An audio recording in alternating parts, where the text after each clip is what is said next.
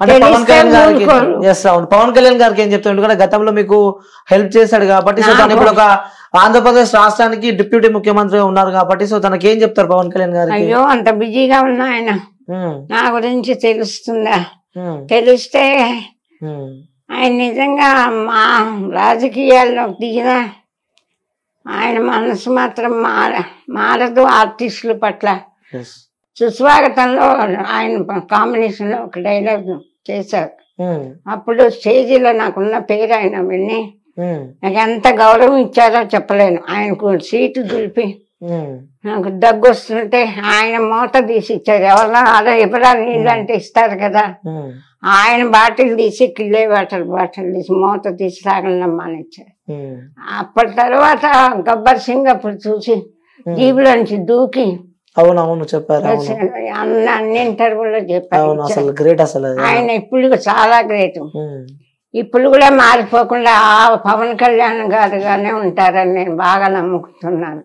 Okay, అంటే పవన్ కళ్యాణ్ గారు మారరు, రాజకీయాల్లో చేరినా మారకూడదని నా కోరిక. ఆయనకు తెలిస్తే నేను ఇంత దుఃఖంలో ఉన్నానని ఎట్టి పరిస్థితుల్లో ఊరుకోరని నాకు బాగా నమ్మకం. ఆయనకు తెలిసే అవకాశాలు లేవు, ఆయన బిజీగా ఉన్నారు.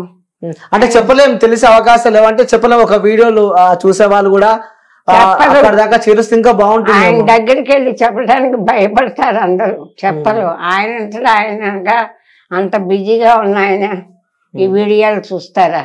ఓకే, అంటే ఆ మెగా ఇంటి నుంచి కూడా మెగా మెయిన్ అల్లుడు సాయి ధర్మ తేజ్ కూడా మీకు ఒక 1 lakh ఇచ్చాడంటూ కూడా సోషల్ మీడియాలో పెద్ద ఆయన 2 ఏళ్ల కిందట చెప్పారమ్మా. మా అమ్మాయికి బాగాలేదు, ఇప్పుడు బాగాలేదని తెలిసి ఒకరి చేత కబుర్లు పెట్టారు. నేను ఆవిడకి జీవితాంతం లోటు లేకుండా ఉండేలాగా ఏదో మార్గం చూస్తాను, ఆవిడకి నేను సాయం చేస్తానని చెప్పండి అమ్మకి అని కబురు పెట్టారు. నాతో కూడా మాట్లాడారు ఫోన్లో. మీకేం పర్లేదమ్మా, ధైర్యంగా ఉండండి. ఆ తర్వాత వారికి యాక్సిడెంట్ అయ్యి 2 years అయిపోయిన తర్వాత మాట తప్ప మీకు మాట ఇచ్చానమ్మా అంటే మర్చిపోకుండా గుర్తు పెట్టుకొని చేశారు. అందుకే నేను వారి మంచితనం, నాకు పర్సనల్ గా సాయి తేజ గారితో పరిచయం లేదు, నేను వారితో యాక్ట్ చేయలేదు. మామూలుగా ఈ టీవీలో అక్కడ ఎలా చూసారో తెలియదు. అల్లుడు కదా, బుద్ధులు ఏమైనా వచ్చినాయి అనుకోవచ్చా? అలా మేనమా గారి బుద్ధులు అని అనుకోను నేను. స్వతహాగా ఆయన మంచి కుటుంబంలో పుట్టారు, అందరిని చూస్తున్నారు, మామయ్యని వాళ్ళని. ఆయనకే స్వతహాగా మంచి మనసు పోయారు. ఆ మామయ్య మంచివారు, అందరికి హెల్ప్ చేస్తారు, నేను చేద్దామని కాకుండా ఆయనే స్వతహాగా మంచి మనసుతో హెల్పింగ్ నేచర్ ఉంది. కొంతమంది అలాంటి వాళ్ళు ఉండబట్టే ప్రపంచం. ఓకే, అంటే ఓకే మీరు ఇంత చేశారు, నేను మాట ఇచ్చాను తప్పకూడదు, ఆవిడకి హెల్ప్ చేస్తాను, నన్ను పాప అంత బాధపడుతున్నాను గుర్తు పెట్టుకొని చేసినందుకు వారికి హృదయపూర్వకంగా కృతజ్ఞతలు తెలుపుతున్నాను. ఎవరు చేస్తారు? చాలా మంది చెప్పారు మేము చేస్తాం, ఎవరు చేయలే. చేస్తానని చెప్పడం మాత్రం చాలా మంది చెప్పారు, కానీ చేసి మాతో చూపించింది సాయి ధర్మ తేజ్ అని చెప్పి అంటూ ఆయన చేశారు.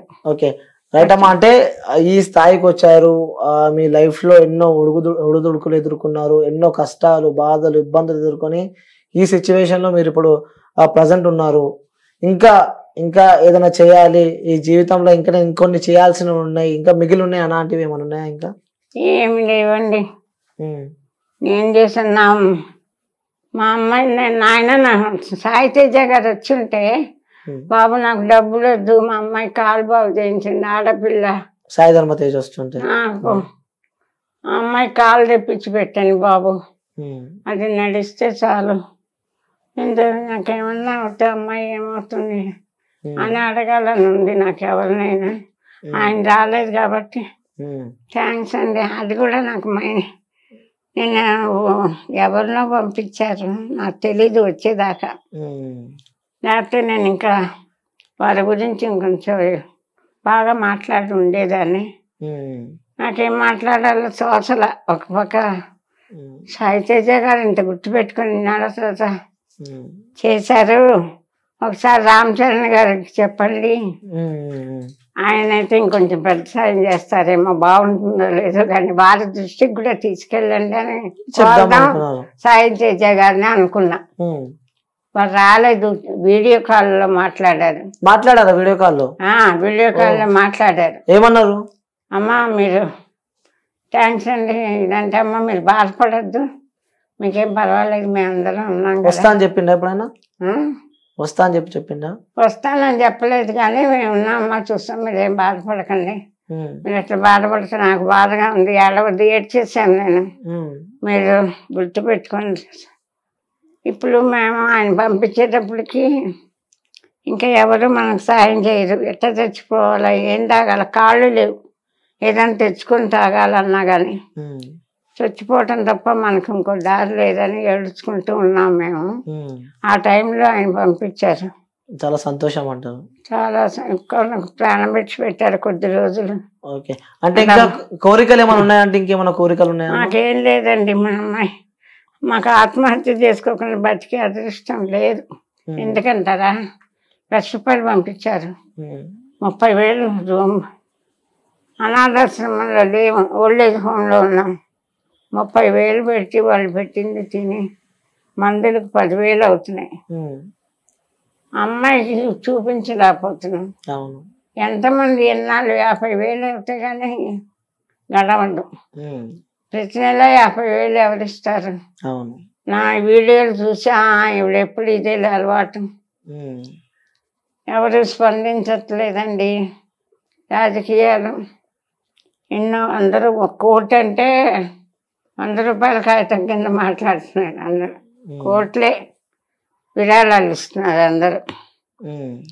మనకెవరు ఇస్తారండి? ఇంకా ఈ వీడియోలు ఇచ్చి ఫలితం లేదు. మామూలు జనం 5,000 10,000 ఇస్తే మనకు గడవదు. పెద్దవాళ్ళ దృష్టిలోకి పోవటం లేదు ఈ వీడియో. సరే, ఇదే వీడియో మన రాష్ట్ర ముఖ్యమంత్రి, తెలంగాణ ప్రభుత్వం రాష్ట్ర ముఖ్యమంత్రి రేవంత్ రెడ్డి గారికి చూస్తూ ఉంటే, లేకుంటే ఆ ప్రభుత్వం సంబంధించిన ఎవరైనా వ్యక్తులు చూస్తూ ఉంటే వాళ్ళకి చెప్పాలంటే ఏం చెప్తారు? ఎందుకంటే గతంలో కేసీఆర్ ప్రభుత్వం ఉన్నప్పుడు కూడా మీకు పింఛన్ వచ్చేది, 6,000 వచ్చేదా పింఛన్? 10,000 ఇచ్చారు. 10,000 పింఛన్ ఇచ్చారు. ఒకటి గర్వం నాకు. కాంతారావు గారికి ఇస్తూ 10,000, నాకు కూడా 10,000 ఇచ్చారు. అంటే ఆయన పెద్ద హీరో. ఆయనకి నెలకు 50,000 1,00,000 ఇవ్వాలి అసలు నేను అడిగితే పెన్షన్. ఆయన ఫ్యామిలీకి అంత గొప్ప ఒక హీరోగా ఎంతో గొప్పగా బతికిన ఆయన. 10,000 పెన్షన్ ఇచ్చారు, 10,000 ఇస్తున్నారట. ఆయనతో సమంగా నాకు కూడా 10,000 ఇచ్చారు కేసీఆర్ ప్రభుత్వం ఉన్నప్పుడు. ఇప్పుడు మరి కొత్త ప్రభుత్వం వచ్చినాక కాంగ్రెస్ నేను కలవలేదు ఆయన్ని. రేవంత్ రెడ్డి గారిని కలిసి ఇట్లా ఆర్టిస్ట్ అండి, ఇట్లా కష్టంలో ఉన్నానంటే ఈయన కూడా చేస్తారు, చాలా మందికి చేస్తున్నారని విన్నాను. నేను వెళ్ళలేను, కాళ్ళు లేవు, అంటే పరిస్థితి బాలేదు కాబట్టి ఇదే వీడియో తెలంగాణ రాష్ట్ర ప్రభుత్వానికి సంబంధించిన అధికారులు కానీ, లేకుంటే రేవంత్ రెడ్డి గారు కానీ, కాంగ్రెస్ పార్టీకి సంబంధించిన వాళ్ళు కానీ చెప్పాలి అంటే ఏం చెప్తావు వాళ్ళకి? వీడియో ఒక ఆర్టిస్ట్ని బతికించడం, 50 ఏళ్ళుగా ఆర్టిస్ట్గా ఉన్న ఆర్టిస్ట్ ఆత్మహత్య చేసుకుంటే మీకు అవమానం. నేను ప్రభుత్వానికి ఒక ఆర్టిస్ట్ ప్రాణాలు కాపాడటం మీ ధర్మం. నేను ఆత్మహత్య చేసుకుంటే మీ రాజ్యానికి మీకే అవమానం. ఒక్కసారి ఆలోచించుకోండి. పింఛన్ కూడా వస్తలేదు ఇప్పుడు. పింఛన్ కూడా ఏమి, నేను వెళ్ళి ఎవరిని అడగలేను, కాళ్ళు లేవు, క్యాబ్ బుక్ చేసుకుని వెళ్తే ఎవరు రానిస్తారు? అందుకని ఒక ఆర్టిస్టు బతకలేక ఆత్మహత్య చేసుకుంది అని మీకు తెలిస్తే మీకే అవమానం. మీరు పెద్ద మనసు చేసుకొని నన్ను కాపాడే బాధ్యత మీకుంది, కాపాడండి అని కోరుతాను. అందుకంటే ఇంక నేనేం కోరలేను. ఓకే.